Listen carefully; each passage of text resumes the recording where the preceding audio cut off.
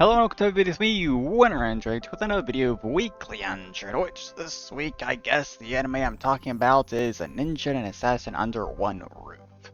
In which, yeah. I honestly didn't really expect to be talking about this anime this week, but just how things been playing out with it, it's just kind of feel like I need to talk about it at this point.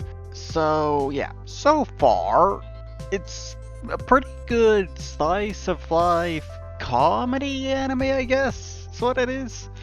Though it gets kind of dark at times. Like with episode 3 there. It starts with introducing a new ninja that's working multiple part-time jobs. She gets killed in the episode, of course.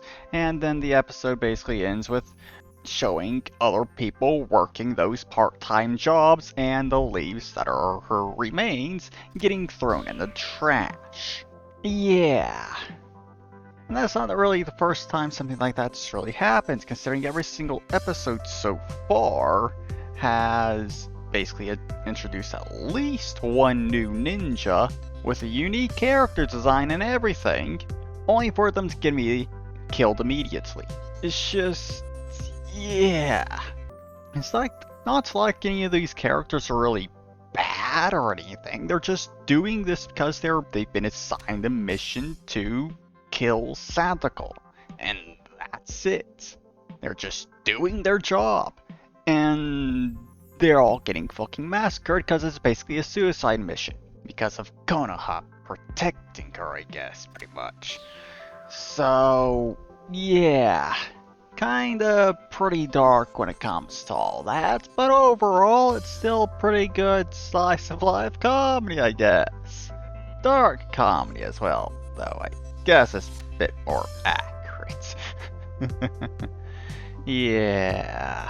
And from what I can tell, it's probably going to continue doing this the entire 12 episodes or something, I'm pretty sure. So, yeah. Got a lot more ninjas, I guess, that we're gonna see die, though I kinda just wish they would stop sending them on these suicide on this fucking suicide mission here. Cause it honestly kind of hurts seeing all that, to be honest. But, whatever. Next thing here to mention, I guess, Azur Lane, in which I was of course correct when it comes to this week actually having a new event. Makes sense considering last 2 weeks we've had reruns. But, yeah, this new event isn't just any new event, it's one that's introducing a completely new faction to the game, which is the Kingdom of Tulupa, aka the Netherlands. And currently, it's only just 2 ships for them, considering the other 2 ships for the event are Russian, but still, the Dutch have been added now at this point, apparently. So, yeah, kind of wondering where things are going when it comes to the story at this point, to be honest, considering it's just all of a sudden introducing a new faction out of nowhere after all this fucking time. So, yeah, gotta get through and read that story at this point. But, yeah. Moving on to World of Warships, in which this week I got my very first Tier 9 ship, which was the Iowa. And so far it's been absolutely fucking horrible. I swear the damn thing is fucking cursed. Considering 17 battles so far on the damn thing, and I've only had 3 victories. Despite the fact that I have like a 57% win rate in all my Tier 8 ships. And all those battles in my Tier 8 ships basically account for nearly a third of my battles in total at this point. So, yeah. I have no idea what's going on when it comes to the Iowa at this point.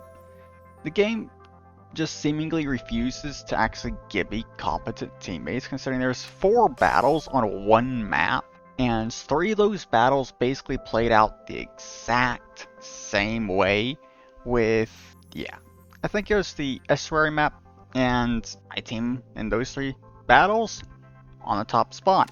And enemy destroyer, submarine, or something ends up going to be there. And capping that, literally no one on the team does anything about it. Except for me, of course, because I always just happened to be going in that direction at the time, and of course end up dying.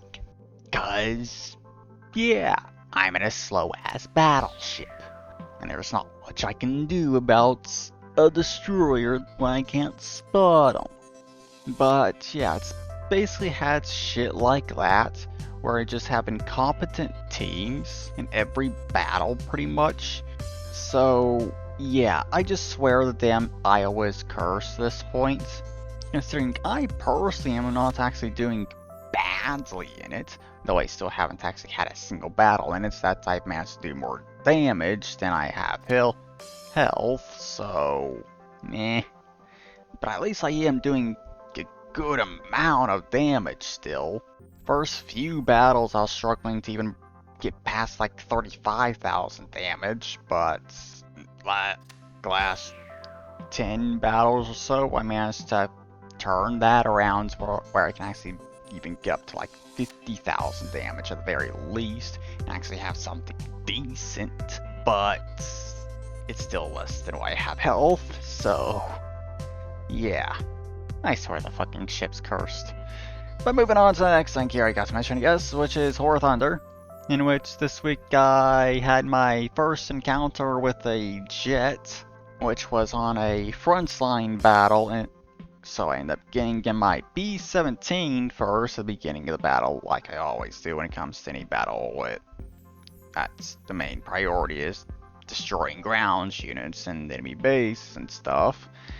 And just as I was basically approaching my first bombing targets there, I ended up noticing an ME-262 closing in on me. I managed to get my bombs away before he actually got close enough to start shooting at me, but the moment I saw him, it's like, I'm going to die. Just get these bombs away as quick as I can, and I'm dead. And of course, once he did get close enough for my gunners to start shooting and for him to of course shoot at me, it didn't take long for like my left wing to take quite a bit of damage, to be honest.